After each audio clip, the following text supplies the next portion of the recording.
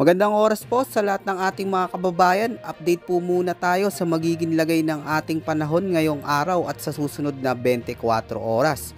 Ano nga ba ang inaasahan nating magiging panahon? So yun nga mga kababayan, sa kasalukuyan ay tatlong weather system ang nakakaapekto ngayon sa ating bansa.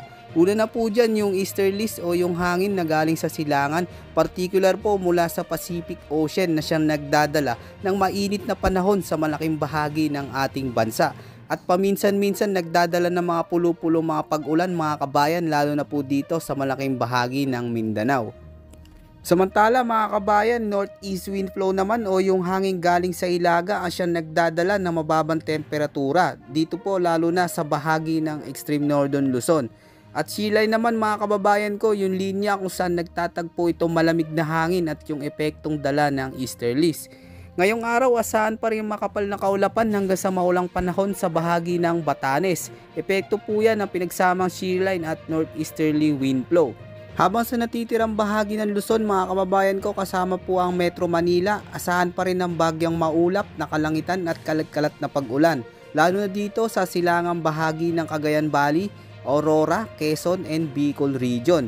Bukas naman asahan ng mainit o malinsangang panahon pagsapit ng hapon o gabi sa Metro Manila at kabilang mga kabayan dito sa Central Luzon at sa bahagi ng Calabarzon.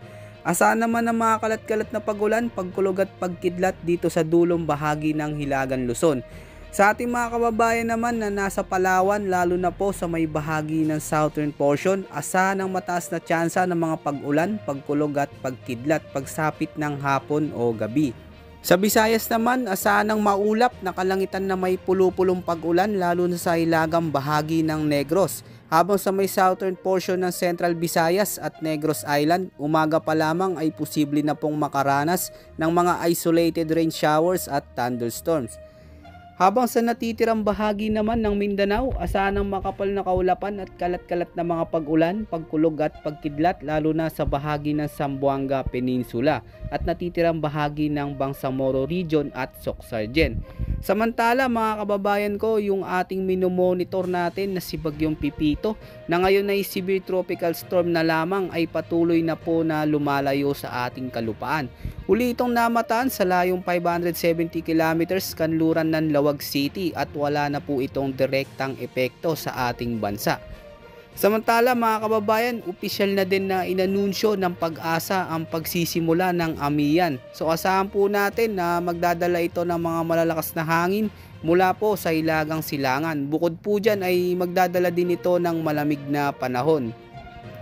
Wala naman tayong inaasahan na sama ng panahon o bagyo na posibleng pumasok sa loob ng Philippine Area of Responsibility sa mga susunod na 3 araw.